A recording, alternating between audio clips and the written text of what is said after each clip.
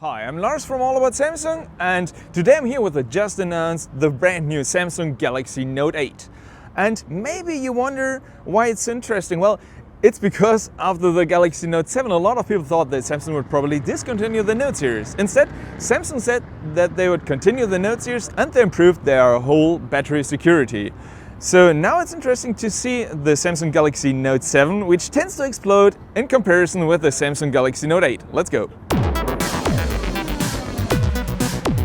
So here I got the Galaxy Note 8 and the Galaxy Note 7, and it's quite easy to say which device is the Note 7 and which device is the Note 8, as the Note 7 had the fingerprint scanner on the front in the home button, while the Galaxy Note 8 just doesn't feature a home button on the front anymore.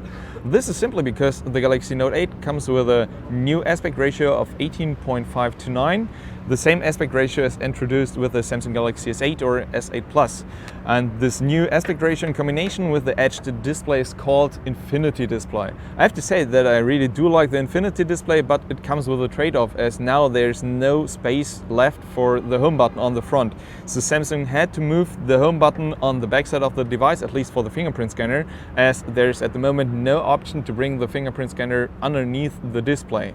So for the Galaxy S8, the option was to bring the fingerprint scanner right next to the camera. On the Galaxy Note 8 that changed a bit, but I come to this later. Back to the front. On the front you see that there are some differences. The display of the Samsung Galaxy Note 7 had a size of 5.7 inches with a resolution of 2560 to 1440 pixel, while the display of the Samsung Galaxy Note 8 now comes with a resolution of 2960 to 1440 pixel. So there is a difference in terms of resolution and of course in terms of bezel. On top of the display on the Galaxy Note 7 you had a Samsung logo, while on the Note 8 there is no logo left. The bezel is just so thin that Samsung refused to use a logo on the front underneath the front speaker, which I do like because the front is so iconic that I think that Samsung just doesn't need a logo on the front anymore. And on top of the device you see the front camera. That changed slightly, as the front camera on the Galaxy Note 7 had a 5 megapixel shooter with an aperture of f1.7, while the front shooter on the Galaxy Note 8 now has 8 megapixels, an aperture of f1.7 and an autofocus camera, which is a new feature introduced with the Samsung Galaxy S8 as well. That's to the front, and now we have to turn the device slightly, but first let me say something about the size. Because if you compare the sizes of the two devices, you have to say that the Samsung Galaxy Note 7 was a bit smaller than the Note 8. The Note 7 had a size of 153.5 millimeters in length, while the Samsung Galaxy Note 8 is with 162.5 millimeters, barely a centimeter longer than the Galaxy Note 7. The Samsung Galaxy Note 7 was a bit slimmer than the Note 8, as the Note 8 is with 8.6 millimeter, kind of thick, while the Note 7 had just 7.9 millimeters. And there's another thing to say, because on the Note 7 you had a 3500 milliamp battery.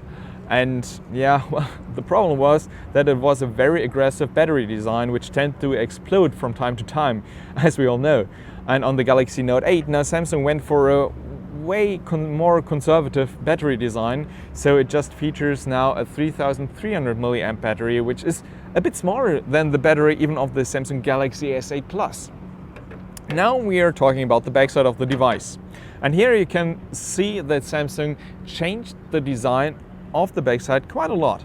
As on the Galaxy Note 7 you had just one camera. This was a 12 megapixel camera with large dual pixels, an aperture of f1.7 and 12 megapixels. And now on the Galaxy Note 8 you have almost the same camera, 12 megapixels, an aperture of f1.7 and dual pixels, and another camera.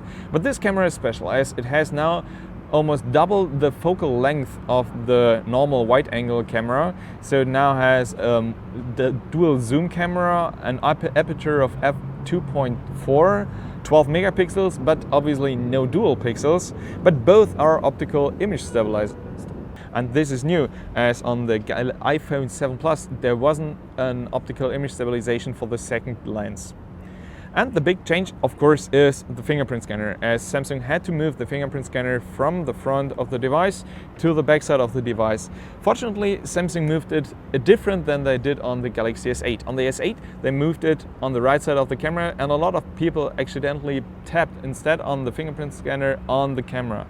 This was nice, as pictures tend to get blurry if you tap too much often on it with smeary finger. So on the Galaxy Note 8, Samsung is now using the LED flash and the heartbeat sensor as a separation between the camera module and the fingerprint scanner. I really do like this part of the design, even though this is not perfect, as you have quite a large device and it's quite hard to reach. So in comparison, if you try to unlock your phone when it's locked, you have to switch it on and then you have to try to reach up on the fingerprint scanner.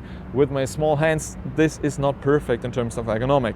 On the Note 7, this was totally easy. You just switched on the Note 7 by tapping on the home button and on the fingerprint scanner, and that's it. No security needed anymore.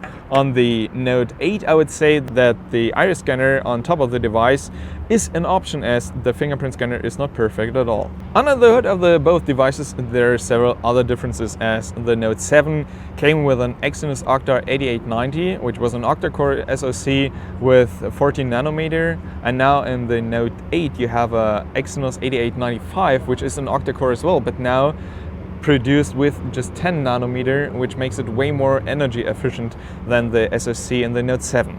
You have 4 GB of memory in the Note 7, and now in the Note 8 there's 6 GB of memory, which might be useful, as now you have a higher resolution than you had on the Galaxy Note 7. And the internal storage, which didn't change at all. On the Note 8 you have 64 GB of UFS 2.1 storage, and on the Galaxy Note 7 you had 64 GB of UFS 2.0 storage, which was slightly slower, but this won't matter at all in all-day usage. One difference is yet to mention, as there is a big difference in terms of pricing of the both devices. The Note 7 had a resale pricing of €849, which was quite high, and the Note devices were always a bit more expensive than the normal S series, so this was okay. The Samsung Galaxy Note 8 now comes with a retail pricing of €999, so more than €100 more than the Galaxy Note 7, €150 to be exact.